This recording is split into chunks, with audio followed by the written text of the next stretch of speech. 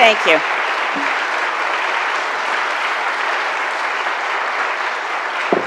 Thank you. It's an enormous honor to be here, and I thank Reverend Beth, Reverend Christine for making me so welcome. We stand on, as you have acknowledged, the territory of the Tsewis people. I want to start with another lesson from Isaiah, going back to chapter 2, verse 4. He shall judge between the nations and shall arbitrate for many peoples. They shall beat their swords into plowshares and their spears into pruning hooks. Nation shall not lift up sword against nation, neither shall they learn war anymore. Now, you heard in the introduction that I am the child of peace activists, and my experience of that particular verse at a very early age was marching with my mother in 1960 in the Aldermaston March to end nuclear weapons testing, marching to Trafalgar Square with wonderful music and trumpeters, and we were singing "Lay Down Our Sword and Shield" down by the riverside. You'll be grateful I'm not going to sing. Ain't going to study war no more. We are Christians. We worship the Prince of Peace, and I find Remembrance Day as challenging in many ways as celebrating Canada's 150 was, in avoiding celebrating colonialism and oppression for Indigenous people, but recognizing we were all having a birthday. There's a kind of tension in laying our wreaths, because without question, we remember with gratitude and, depending on the proximity in our own family, with a deep sense of grief, those lost in war. But it's not a celebration of war. And that's where, just as we don't celebrate colonialism and oppression when Remembrance Day comes around, we have to recall that those who suffered and died in war were not themselves very keen on the exercise. One of my new favorite friends and heroes is Trevor Green. He lives in Nanaimo.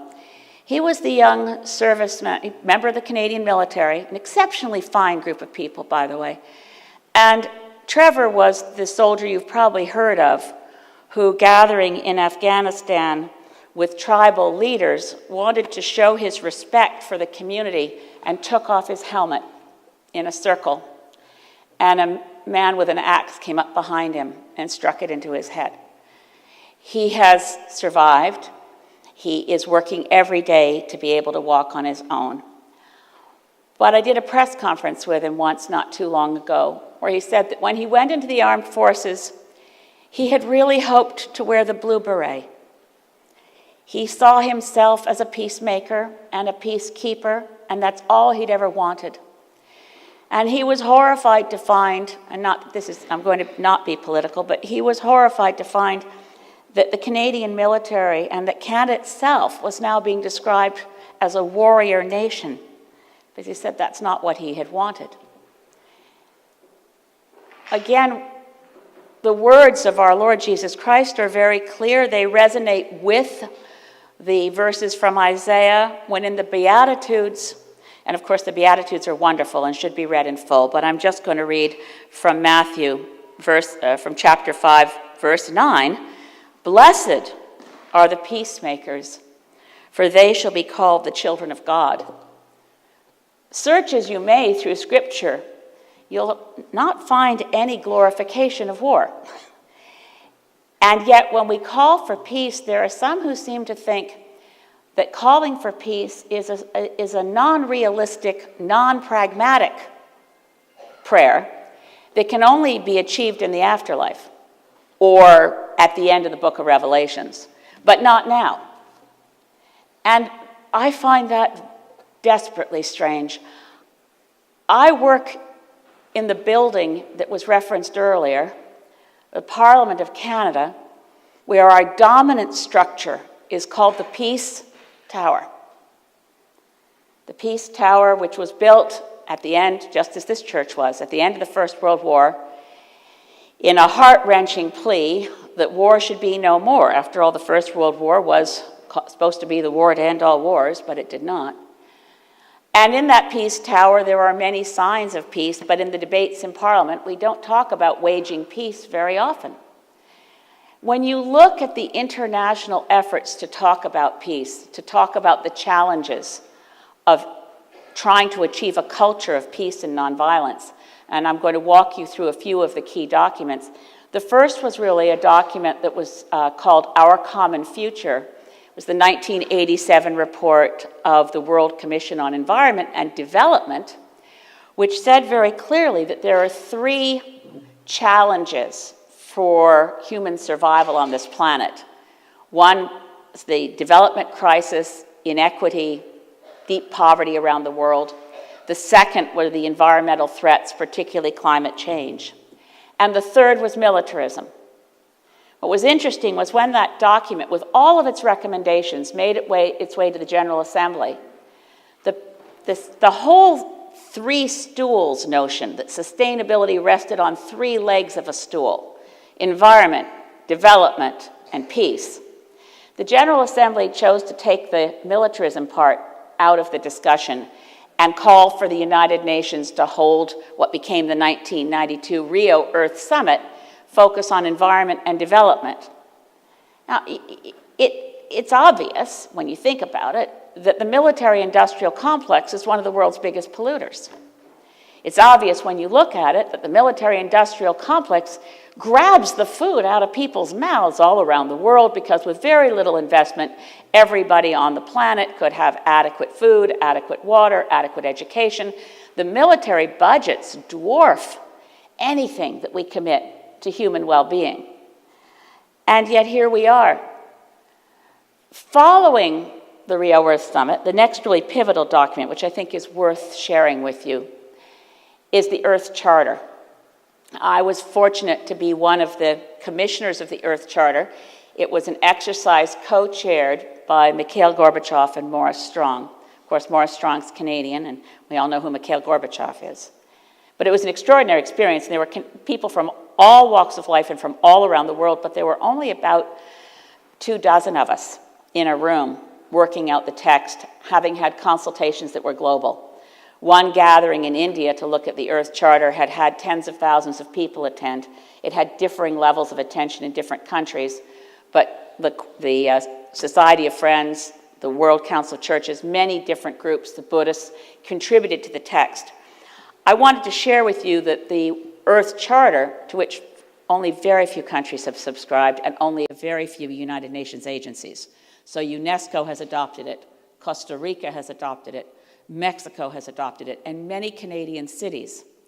But the Earth Charter is a document that addresses those three things: the challenge of inequity, social justice, the need for moving past a consumeristic society to look at the challenge of moving off fossil fuels, and to directly tackle the military-industrial complex and to talk about it in clear terms. And the section of the Earth Charter that talks about promoting a culture of peace and nonviolence, and I very much like what Reverend Beth said earlier, to think of peace as a verb.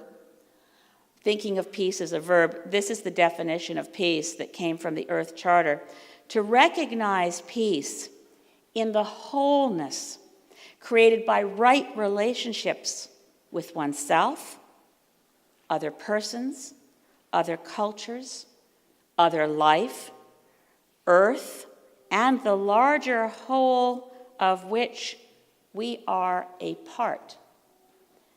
Peace as wholeness, right relationships, and since I'm speaking this morning in a church, I would say right relationship with our Creator.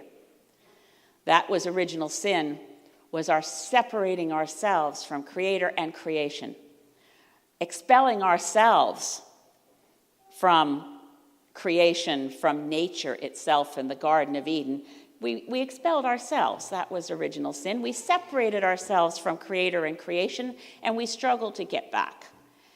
And that's also part of the challenge of peace.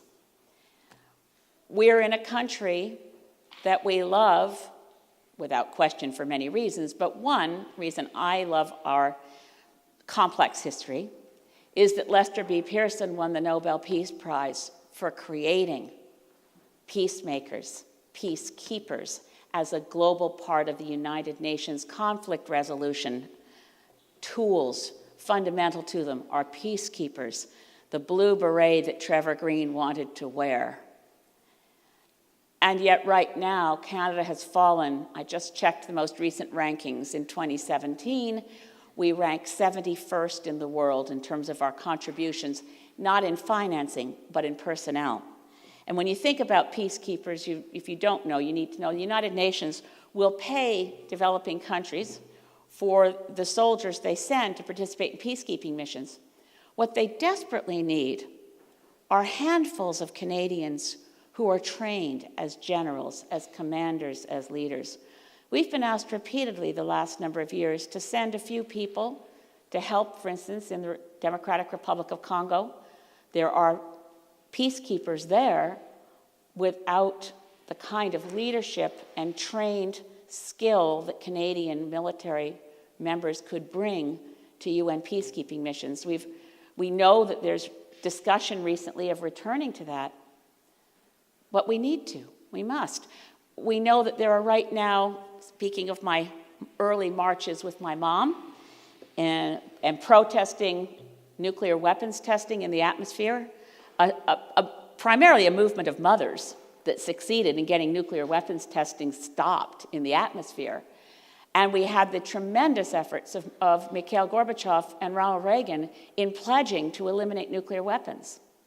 But the arsenals are still there, and Canada is refusing to participate in the current United Nations process of a treaty to eliminate nuclear weapons. These are things we can and should be doing. To return to a more appropriate, reflective, religious context, I guess I'd have to say that one reason it becomes hard to talk seriously about peace, global peace, or other big goals, the elimination of poverty, arresting pollution before it destroys our ability to sustain ourselves on this planet. The really big issues are hard to talk about, and that's because they tend to fall into a category of appearing too big, too ambitious, and in effect, impossible. Here we stand in the 21st century and the 17th year of the 21st century, and we're farther away from eliminating nuclear weapons than we were 20 years ago. We've made virtually no progress on key goals, such as ensuring that every child has enough to eat, has education, and has water. Large, critical goals seem to be vanishing in a distant horizon when we know we could do all these things.